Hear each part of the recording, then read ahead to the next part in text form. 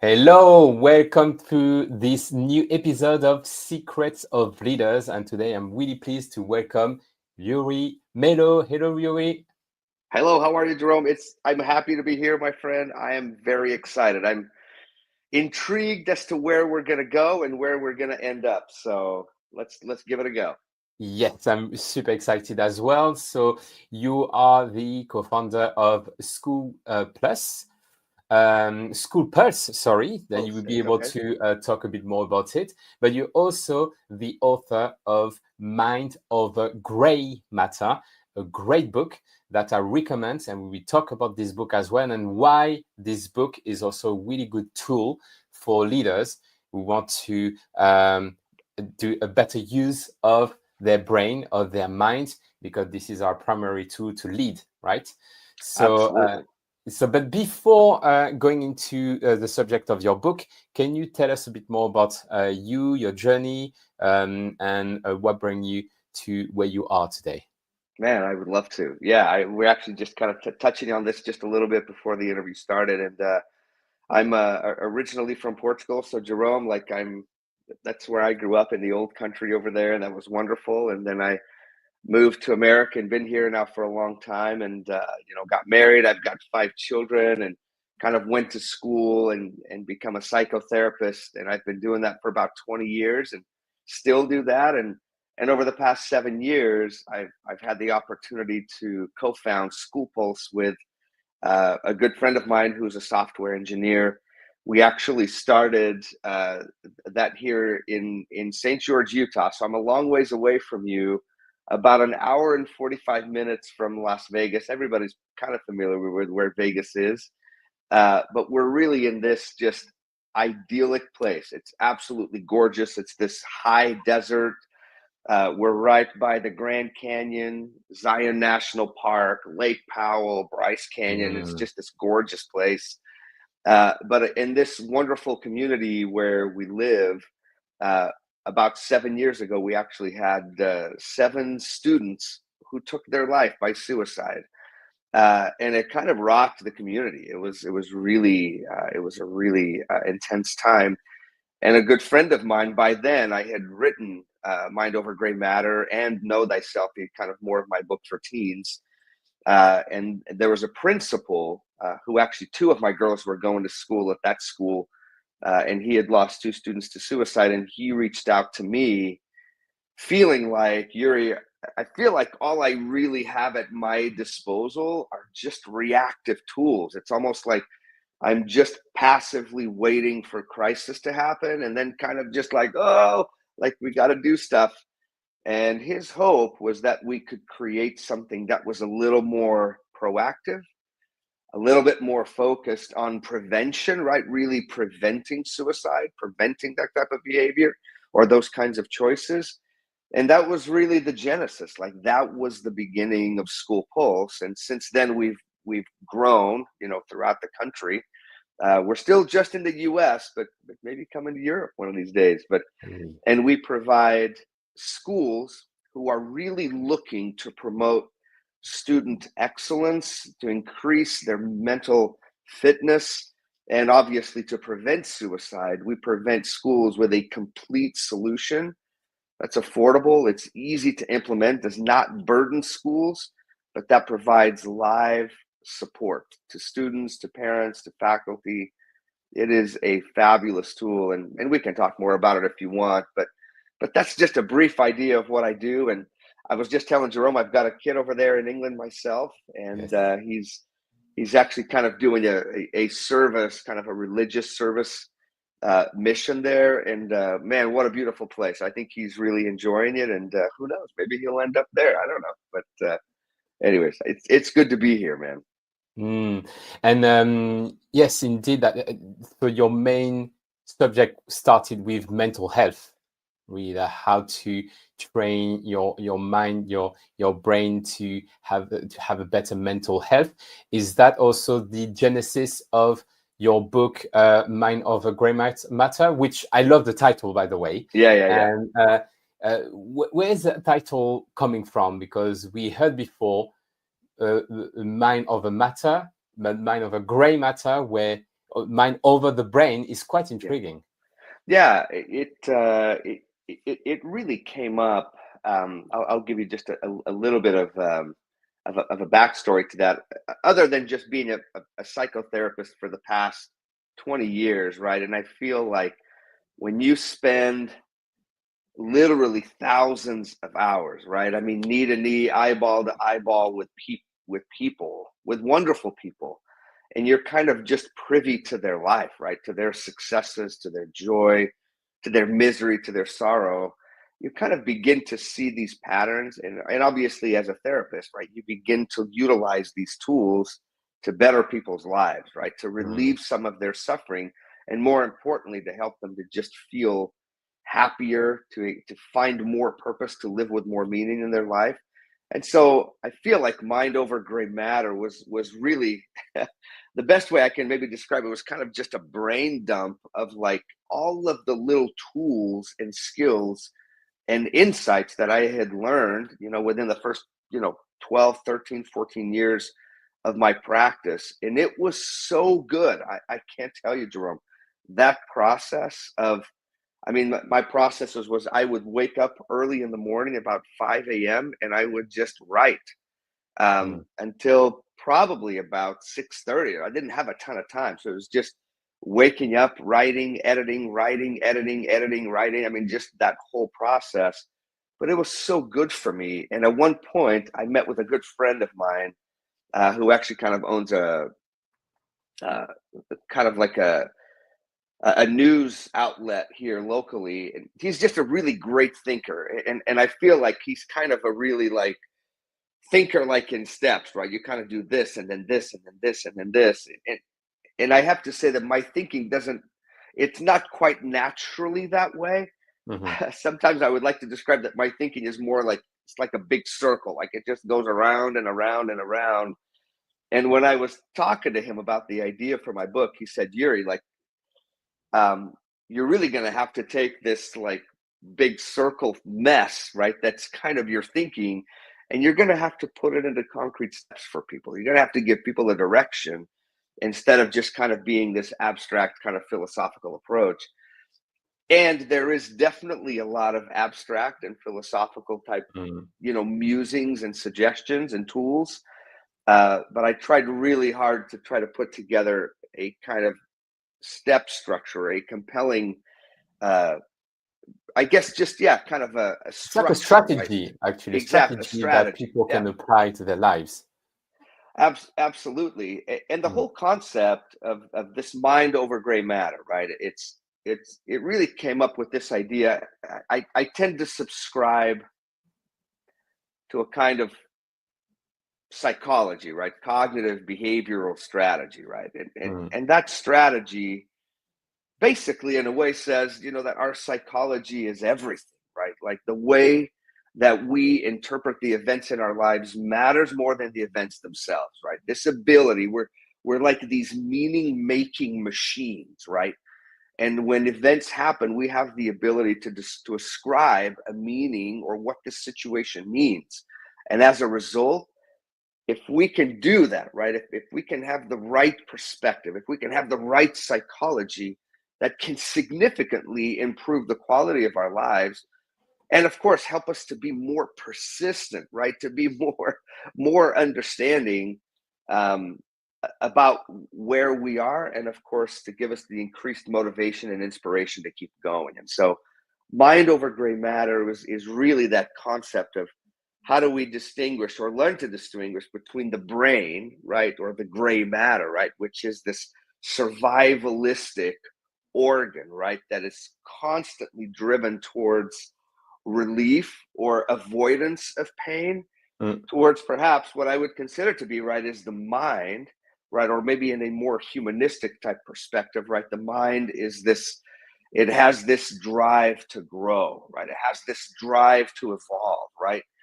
And so we're kind of dealing with these two things, and the brain is this, from kind of an Eastern philosophical, right, it's this just monkey, right, that's just constantly barraging us with thoughts and intruding into our minds with thoughts and ideas and sensations.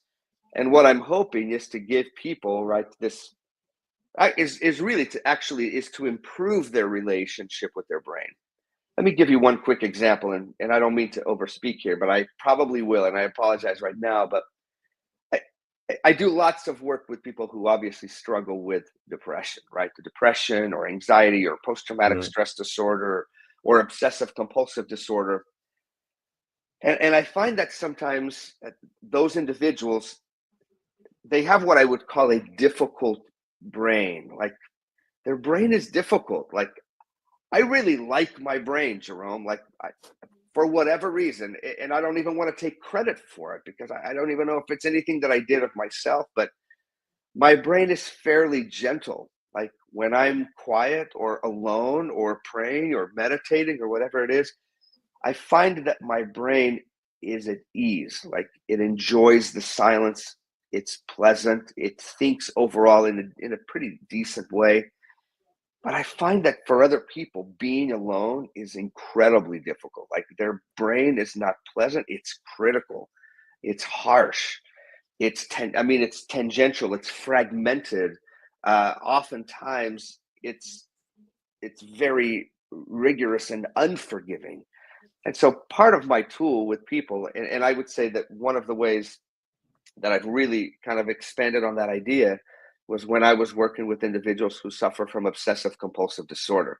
So that disorder specifically, and I don't mean to give you a lesson on what that is, but it's kind of interesting, is it's basically made up of two components, right? It's the obsession, right? The obsessive, right? The obsession just means these are intrusive thoughts, right? That come into the brain, right? Or that are created in the brain that are intense, they're persuasive, they're persistent, and they're very difficult to kind of let go of. And sometimes I say that people who have OCD or obsessive compulsive disorder have a really sticky brain. That means that we're trying to release, it's like having sticky paper on your fingers, right? You're Mm. trying to get rid of it and you can't.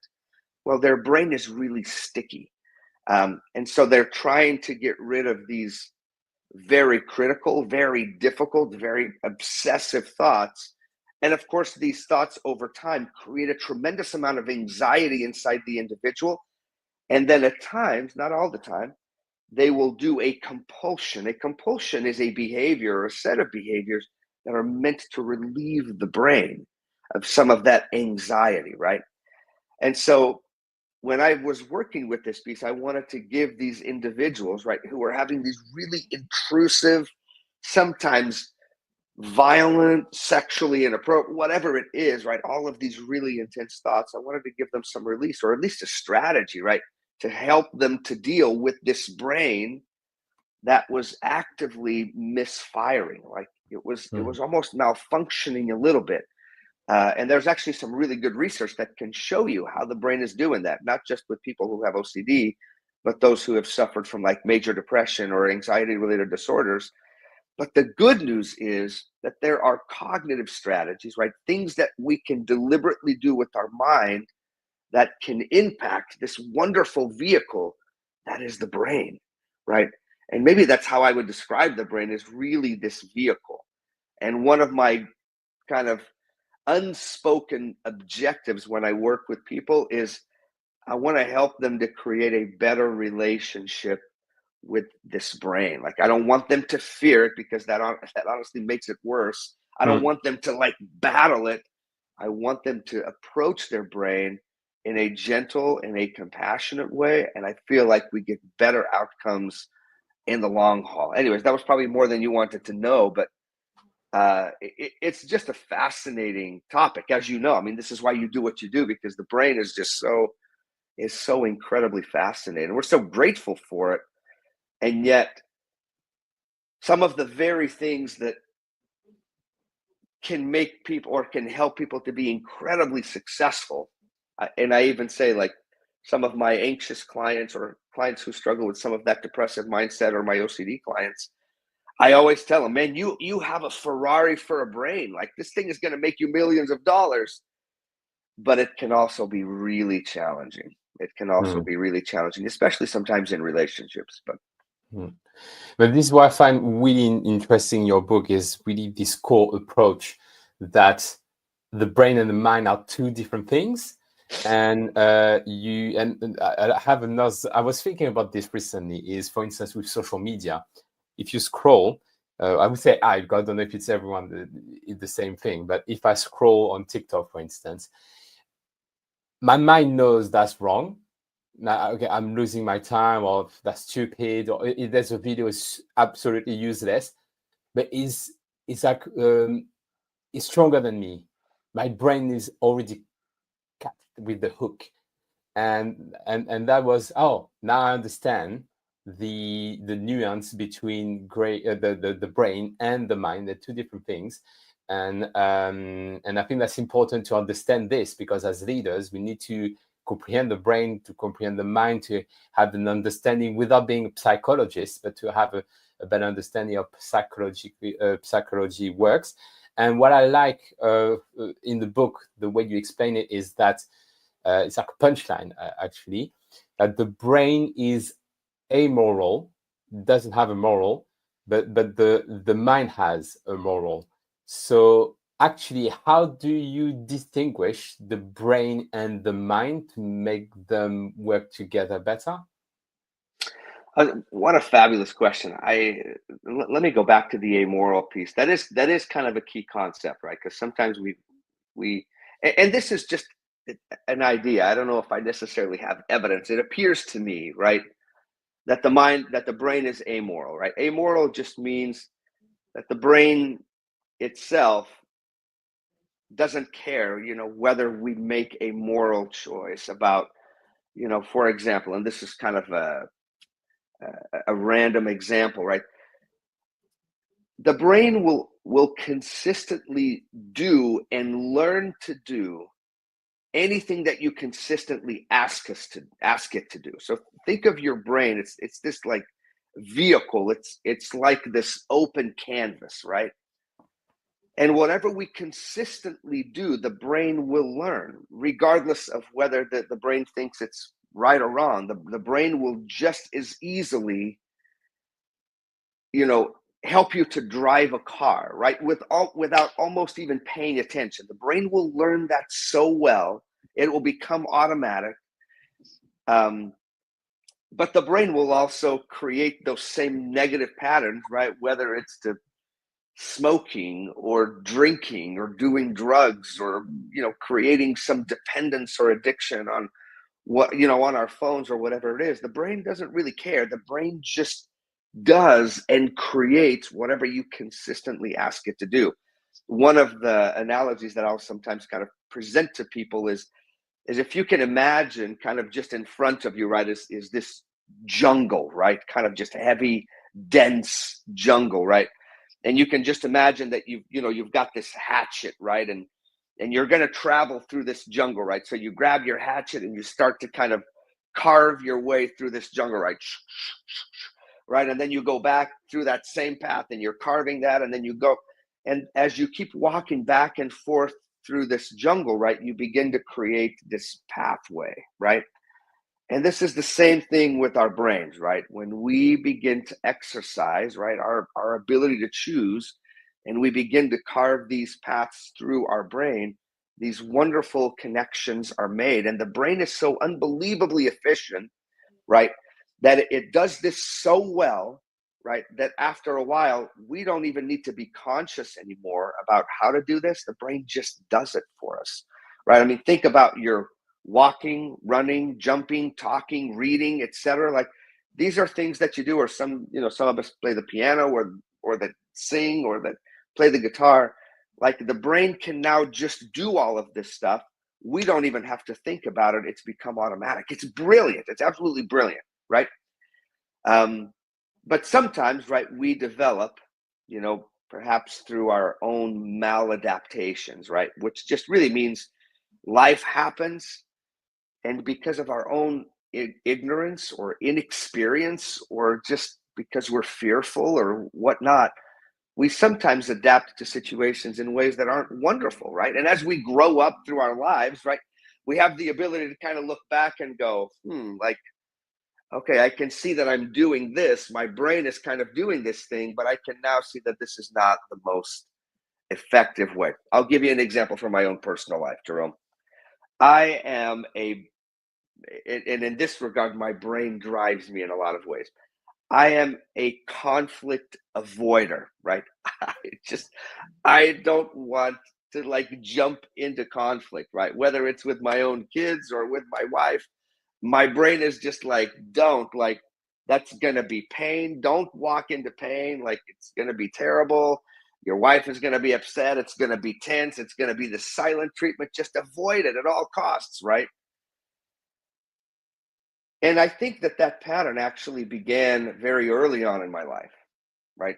For a variety of reasons. I mean, I've kind of looked into it a little bit. I don't overthink it, to be honest, but the reality is that it is like I just have this urge, this tendency that my brain wants to avoid that. But as a leader, and I'm sure that, and or as a dad, or as a spouse, or as a coworker, or as a friend, right? It's very clear that I need to find a way to walk into conflict. Like there's a purpose to conflict. And I'm not talking about going around picking fights and creating contention. That's not what I'm talking about. I'm talking about critical conversations, right? Or having a confrontation with an individual that maybe is not doing well, or with one of my children where I discipline, or I'm trying to just to teach them, right? But in a sense, it's being able to see like, okay, there's going to be potential conflict here, right? When I talk to my spouse or to my child about this, right? There's going to maybe be some hurt feelings, but it's a good thing. It's meaningful. It's purposeful, right? And so there's that kind of interaction. The brain is like, no, if there's pain and suffering over there, like we're going the other way, right? We're going towards relief. We're going towards, conflict avoidance.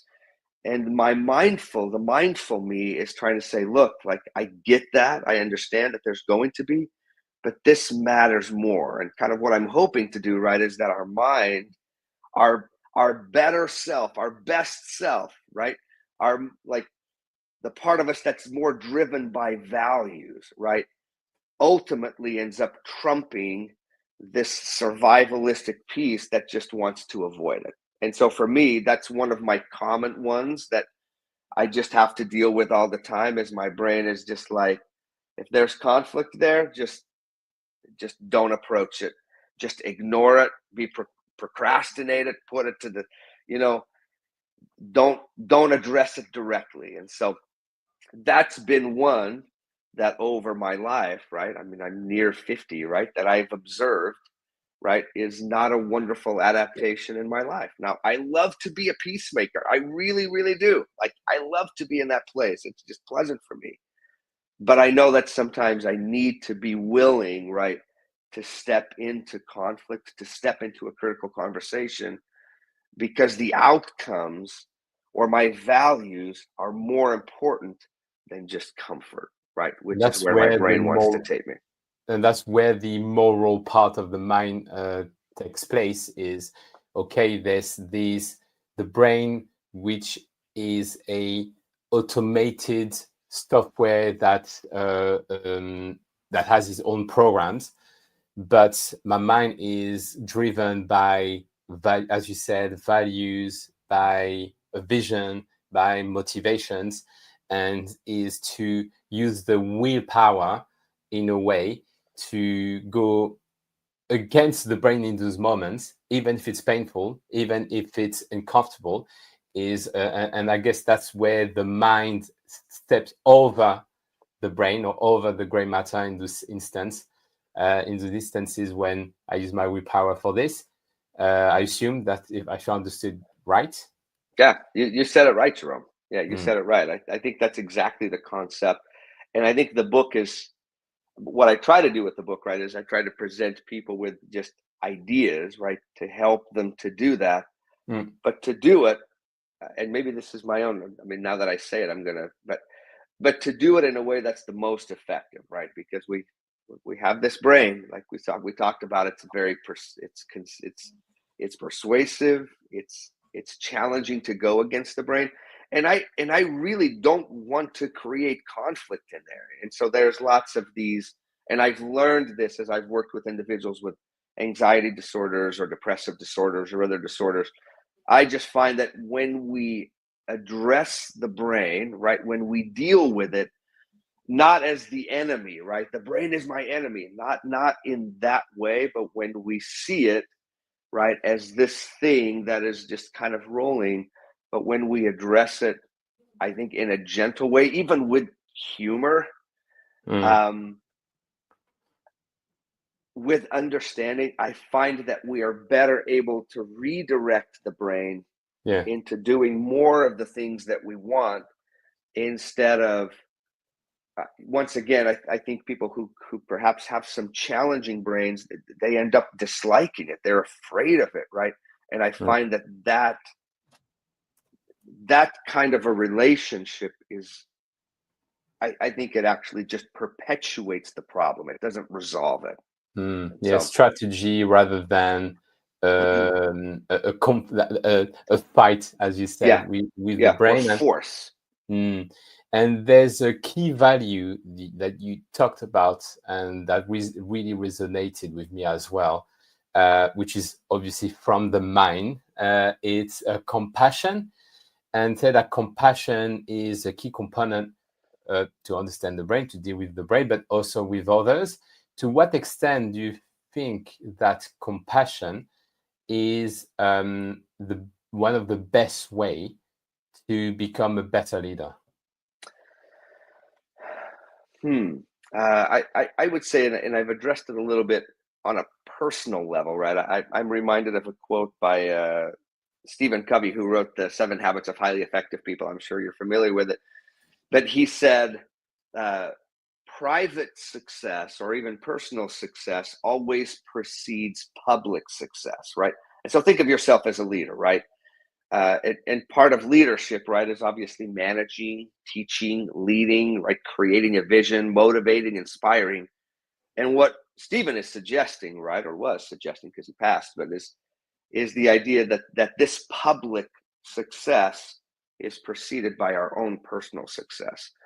And so I think the concept of just being patient, right, with ourselves, right, and I think this idea of being naturally compassionate. I always tell people that not only that forgiveness is an inside job, but that forgiveness is natural when we understand our relationship with others and our relationship with our brain. Like when we see ourselves as just these really, I always tell people we're the most sophisticated piece of machinery in the universe, right? That's what this is. It's just unbelievably fabulous, right? But there are also some challenges to it, whether it be in our physical bodies or in our brains. And when we find patience, when we find gentleness, when we find compassion toward ourselves, hopefully that ultimately extends to those around us. And I feel, to me, that has to be a valuable leadership concept because honestly, Jerome, because I feel like life it's unbelievably overwhelming. Like and I think it's really challenging, right? And this is just the amount of things that we deal with as humans, right? As husbands, as fathers, as mothers, as spouses, as children, um, all the way from our professional ventures to our own personal challenges, to our finances, to other things that we may be involved with, right, in our community or in our churches or synagogues or wherever we may be involved in. Our lives are just filled with things, and there's a ton of pressure. I feel it for me. Like, I mean, I feel it as a dad, I feel it as a spouse, I feel it as a professional. And so, and once again, because I hopefully I try to be understanding of that in my own personal life, that naturally creates a compassion for other people around me. And so, even though I realize there are difficult decisions that need to be made at times, I always try to lead the best of me, right? I try to lead with compassion because, number one, in my mind, right, whether it be physically, psychologically, or even spiritually for me, right, I have these values that I believe are superior ways of living life. And compassion, I would say, is absolutely at the center of that, right? Whether it's to love others, to love self, to love God, whatever it is, like that is just one of those things. And I think that there are many other philosophies that I think are certainly in line with that. I'll give you one more quick reason. When it comes to like positive psychology specifically, and some of the research that has been done, we now know, I mean, definitively, and this is common sense almost, right? But the most important factor, right, of our short-term and long-term happiness is the quality of our relationships. Like, so Mm, positive relationships in our lives are the best predictor that we have, like whether we will be happy or not. And so nurturing those relationships, right? Feeding them, nurturing them, taking care of them is the most important thing we'll do in this life, right? Interestingly enough, right? mm. And I feel that at the center of that, right, is our ability to be understanding and compassionate with other people. And so for me, this is very much a leadership, but also a personal life Yeah. type concept, because that I know that my joy, my happiness is directly related to those relationships. And so whether I'm the boss or not the boss, like my ability to be compassionate to those around me is that's how I nurture not just their happiness, not just the culture in my work environment, but also how I ultimately feed myself too. Mm. Yeah, it really does make sense, and as you say, it's almost common sense. If Yeah. you are in not you don't if you have zero compassion, zero empathy, just ends up being isolated because no one wants to be surrounded by people like this. So it really does make sense, and I like the way that you link a value to a philosophy, like a mantra, that in a way the way you described the work of, okay, we try to do the compassion on myself to then project compassion outside, reminds me of this philosophy of Gandhi, to be the change you want to see in the world. And you have some mantras or philosophies like this that you share in the book as well. And one of my favorite one that you shared in there is the one from Nelson Mandela, who was saying everything is preparation for the next. And I really like this because, okay, I'm struggling right now, but that's just a preparation to be more ready for what's coming up.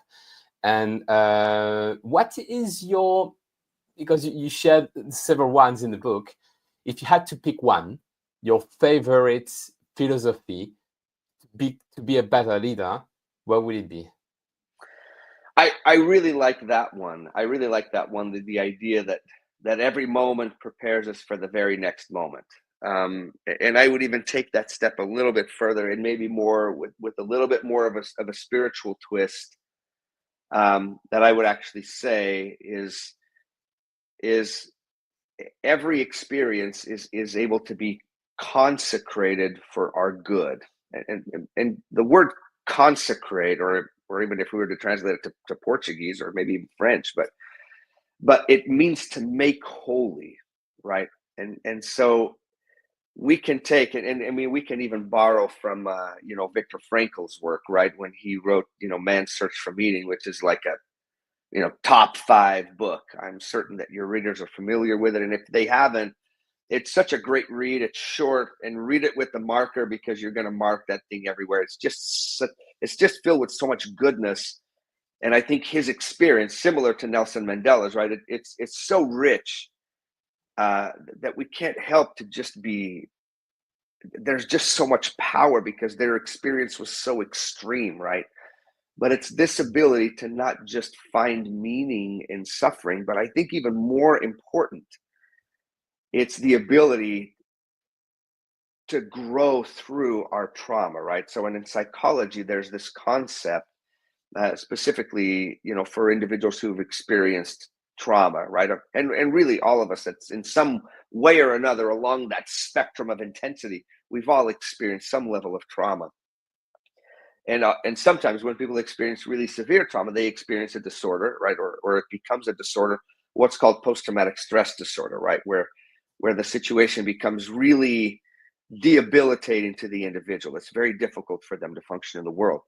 And ultimately, the goal of post-traumatic stress disorder, there are kind of two goals. Number one is we would love to get the individual, right, from this place of suffering, right, of post-traumatic stress disorder to where they're better, right? Or maybe even back to normal, right? Where they can go about leading their life. And this is important, right? But I would say even a little bit more important there, I would say, specifically in the field of positive psychology, the goal isn't exactly resilience. Resilience meaning back to normal functioning. What they would even talk about, right, is the idea of post-traumatic stress growth, right? So it's the ability, our ability as these wonderful biological, spiritual, whatever individuals, but to grow through this wonderful, through this incredibly challenging trauma, right? That oftentimes, sometimes leads us into despair and in really challenging times. And so that's one of the things that I love this concept that every moment could be had for our good, for our benefit, and can be made holy for us. And so, and once again, that's kind of born from that idea of every moment prepares us for the very next moment. Mm. And that story that I kind of said there about Nelson Mandela, after his release, from that hard labor camp, right, of 27 or 37 years, I don't even remember the time, right?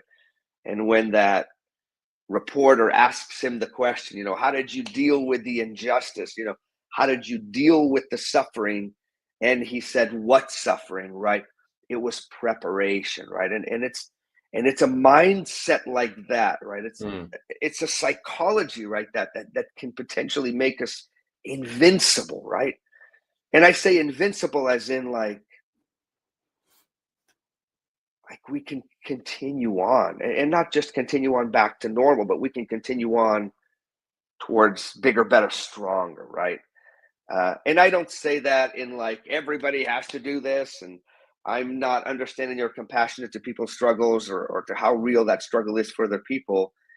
It's more of really just an invitation that we can potentially do that, right? That those incredibly difficult moments that bring us to our knees can potentially raise us, I suppose, to even a higher level.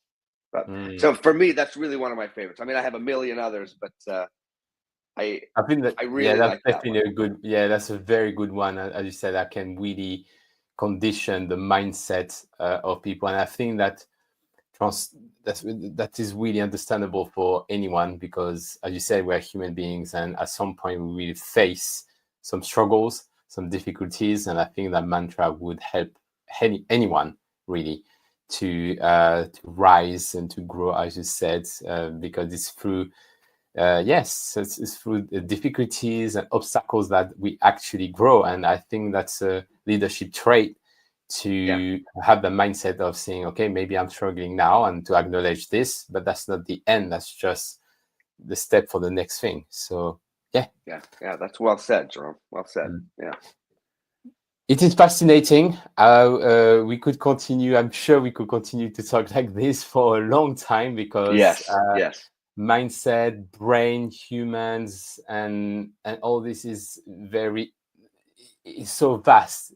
And but I think we really touched some key ideas, key tactics as well for people to put that into to use this into their lives.